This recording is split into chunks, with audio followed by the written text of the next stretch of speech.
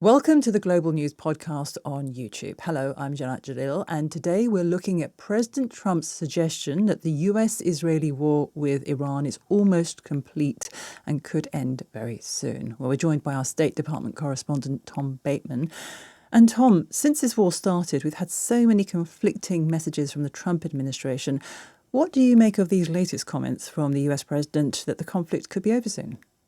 Well, I mean, my sense is that I think the administration was quite spooked by what was going on in global markets. Of course, the price of oil going up over $100 a barrel at one point, out of the weekend and into Monday morning. It has since dropped since then, of course. But I think that was enough to get these comments from President Trump, which felt to me very much like starting to look towards the off-ramp or the way out, or what the administration will see as a declaration of victory. But we didn't really then get a repeat of that so explicitly from the Defense Secretary, Pete Hegseth, when he then held a news briefing on Tuesday morning at the Pentagon, which I was in. And he was asked a few times really about what he had previously said about when this would end. And he said that although they had endless will, this wouldn't be an endless war like Iraq, like a quagmire, he said, of the past. So suggesting they're still on a kind of timeline of weeks, but certainly felt a bit different from what Mr. Trump was saying, which I think led some people to believe, that this was sort of a days away from being over. But it's not just up to President Trump to decide when this war ends. Iranian military officials have said they'll decide when it's over. We have heard repeatedly now President Trump and Pete Hegseth, the defense secretary, try to frame this as the Americans will set the course of the timing and about when this ends. Well, the problem with that is wars can unleash unintended consequences, and there are two sides fighting that can each keep fighting. And what you're seeing from the Iranians now, I think, is two things. First is tactically what they're doing, which is to try and unleash instability in economic global markets. We're not seeing movement in the Strait of Hormuz. So that is a form of economic warfare that I think the administration, as I say, has already been spooked by. And that plays into then the control or not that the administration has over this. But the other point, I think, is what we're hearing rhetorically from the Iranians is no way. They're saying, you don't get to decide the timing. You unleash this. The IRGC and Iranian diplomats are saying now they're determined not to be locked into a cycle controlled by the Americans where they go down a diplomatic track, then use force to impose their will and then call for a ceasefire. And what you're hearing explicitly from the Iranians now is they want to break that cycle. And that they will determine and set the course for that to create deterrence to stop the Americans doing this again. So for an administration that has repeatedly said it is, tried to suggest it is completely in control of events and timing, I think we might see that President Trump isn't quite in control of things in the way he likes to think. And it's especially become clearer in the past few days that the aims of the US and Israel are diverging as well. So that's another complicating factor, whether Israel would stop even if the US did. Pete Hegseth was asked about this actually at the news briefing, about a sense among some Americans who felt that the Israelis were dragging the Americans further into escalation on this. I mean, Pete Hegseth didn't address that directly, but he did say that at times the Israelis will have different objectives from the Americans. So I think there was some acknowledgement of that, but he said that ultimately it'd be the Americans that would define the outcomes and also what happens after the war. But clearly there is distance, and clearly there is there are differentials here. Benjamin Netanyahu has always believed that diplomacy should not be pursued at all with the Iranians. He's tried to persuade every single American administration not to do that.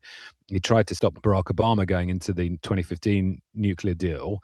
And then, according to some accounts, was instrumental in persuading President Trump to pull out of it in his first term. And I think the objective, an objective for the Israelis is the more you can weaken the Iranian regime to the point of destruction, implosion, overthrow, the better.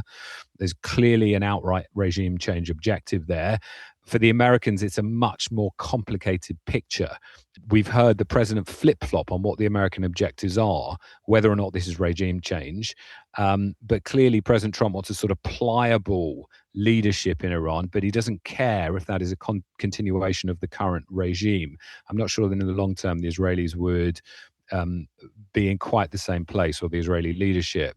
So there are very clear differences here. But in the end, I think it becomes much harder for the Israelis to continue if the Americans try to stop. So I think that's likely to be the defining point. And what about Lebanon? Because Israel's in there right now, and it seems that Israel is intent on destroying the Iranian-backed group Hezbollah. The complexities in Lebanon are such that I think, the Americans had tried for a bit to try to get the state as far as they could on board with sidelining Hezbollah. But it's a very difficult thing to do. It's a complex thing to do in the sectarian makeup of Lebanon, and hasn't been clearly as successful as the Trump administration would have wanted over these past months.